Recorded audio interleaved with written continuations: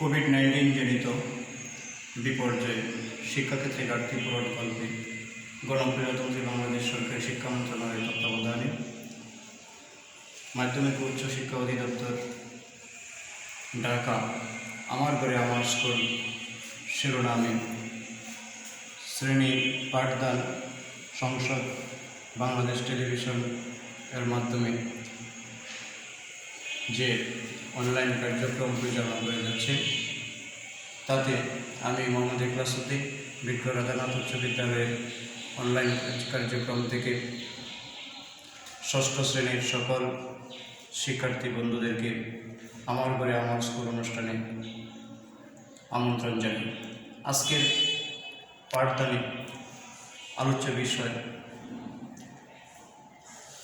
গীবত।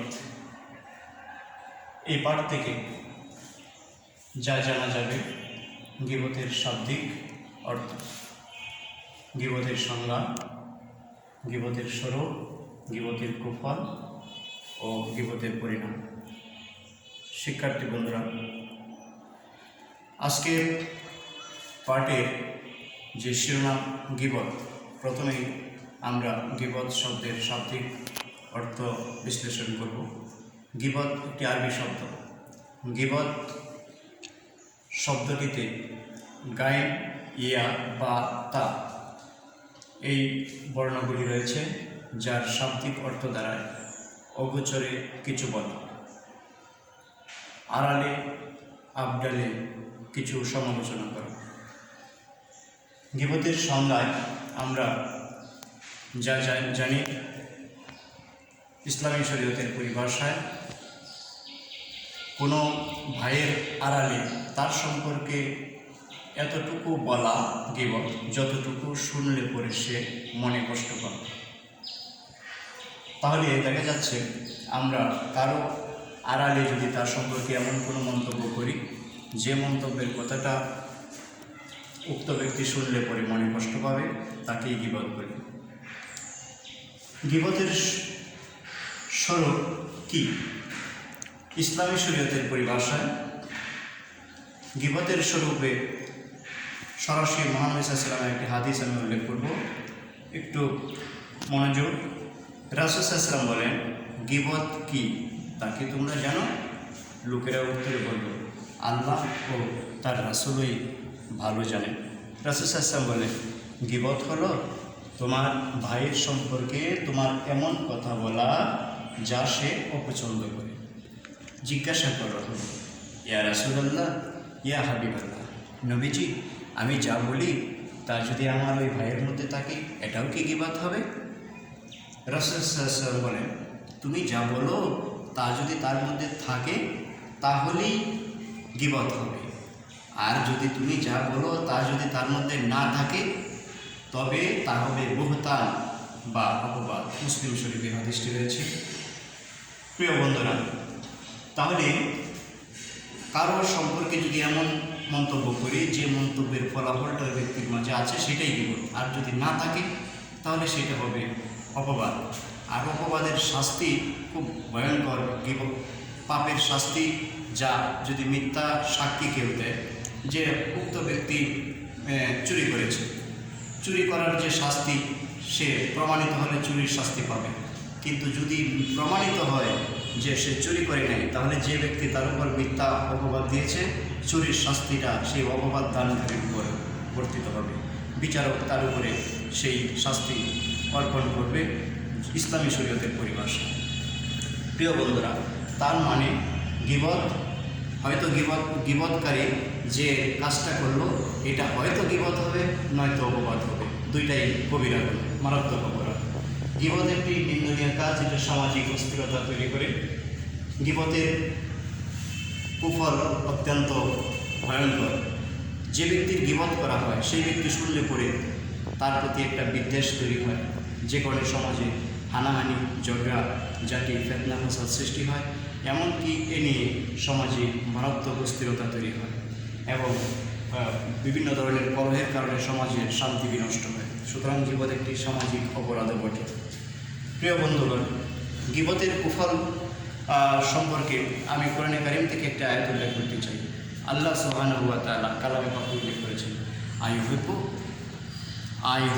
আন তাকুলা লাহমা আখিহি মাইতান ফাকারিহতুম। আইহুব্বু আন তাকুলা মাইতা আখিহি আইহুব্বু আন তাকুলা লাহমা আখিহি মাইতান ফাকারিহতুম। আল্লাহ সুবহানাহু বলেছেন, তোমরা কি পছন্দ করো যে তোমার মরা ভাইয়ের গোশত ভক্ষণ করবে, বরং তোমরা তা অপছন্দ করো। আল্লাহ নবী সাল্লাল্লাহু আলাইহি ওয়াসাল্লাম হাদিস শরীফে উল্লেখ করেছেন যে গীবত হলো একটি মারাত্মক অপরাধ এবং এটা জিনার চাইতেও জঘন্য অপরাধ। রাসূল সাল্লাল্লাহু আলাইহি ওয়াসাল্লামকে সাহাবায়ে জিজ্ঞেস করে, আল্লাহ রাসূল গো, গীবত কী করে জিনার চাইতেও মারাত্মক অপরাধ হয়ে থাকে? আমাদের বুঝে আসছে না, যদি আপনি আমাদেরকে বুঝিয়ে বলতেন। কারণ আমরা জানি জিনা এমন একটি অপরাধ, এমন একটি বেবিচার, এমন একটি অপরাধ যে অপরাধের শাস্তি দুনিয়াতেও ভয়ঙ্কর, পরকালেও তার শাস্তি জাহান্নাম। আল্লাহ রাসূল আমাদেরকে যদি বুঝিয়ে বলতেন। আল্লাহ রাসূল সাল্লাল্লাহু আলাইহি ওয়াসাল্লাম তখন জবাব করলেন, যে ব্যক্তি জিনা করে, বেবিচার করে, সে তার কাজের জন্য অনুতপ্ত হয়ে যদি আল্লাহর দরবারে তওবা করে, বাকি জীবন যদি সে পরিশীলিত জীবনযাপন করে, হতে পারে আল্লাহ তাকে মাফ করে দিলেন। এবং সে আল্লাহ যদি তাকে জাহান্নাম থেকে মুক্ত করে দেন, তাহলে কারো কিছু করার থাকে না। ফলে জিনাকারী ব্যক্তিও আল্লাহর দরবারে ক্ষমা পাইতে পারে। কিন্তু গীবত যে করে, সে সাধারণত তার প্রতি হিংসা বিদ্বেষ থেকে গীবত করে, ফলে সে কখনো তার কাছে ক্ষমা চাওয়ার প্রয়োজন বোধ করে না। এর কারণে সে কোনোদিন ক্ষমাও চায় না।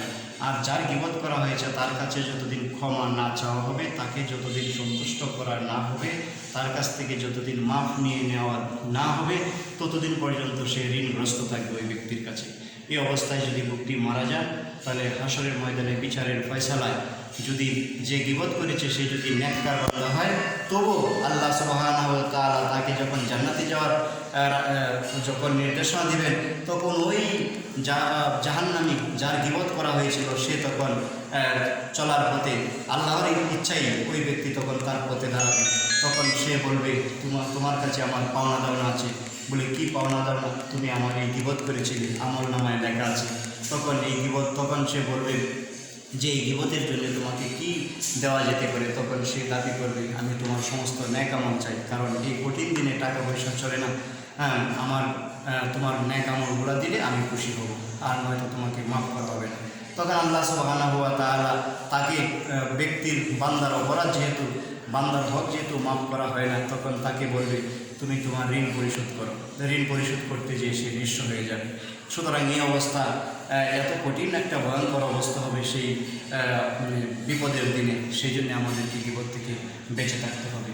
আর গীবত যে ব্যক্তি গীবত করে, সে ব্যক্তি যদি কোনো কারণে যার গীবত করা হয়েছে তার কাছে মাপ চাইতে নাই পারে, এর আগে যদি যার গীবত করা হয়েছে সে মারা যায়, রাসূল সাল্লাল্লাহু আলাইহি ওয়াসাল্লাম বলেন, তাহলে ওই ব্যক্তির কর্তব্য হলো সে যেন যতদিন বেঁচে থাকে ততদিন আল্লাহর দরবারে এই বলে ফরিয়াদ করে, আল্লাহ তুমি আমাকে এবং তাকে মাফ করে দাও। সে যতদিন পর্যন্ত দুনিয়াতে বেঁচে থাকে ততদিন পর্যন্ত তার উপরে কর্তব্য হলো সেই দোয়া করবে, আল্লাহ আমাকে মাফ করে দাও এবং ওই ভাইকে যার গীবত করেছিলাম তাকে মাফ করে দাও। এরকমটা হলে পরে কী হবে? এরকমটা হওয়ার পরে ওই ব্যক্তি সারা জীবন যেহেতু দোয়া করতেছে, দোয়ার বদলতে গীবতকৃত ব্যক্তিটি যদি জান্নাতে চলে যায়, আর পরকালে যে ব্যক্তি ধনী হয়ে যাবে, জান্নাতে চলে যাবে, সে কারো প্রতি হিংসা বিদ্বেষ করবে না। সে তখন তার তো আর সব সুখের শেষ নেই। সে যে গীবত করেছে তার প্রতি তার কোনো হিংসা বিদ্বেষ থাকবে না। সুতরাং সে মারা গেলে সেও জান্নাতি হয়ে যাবে।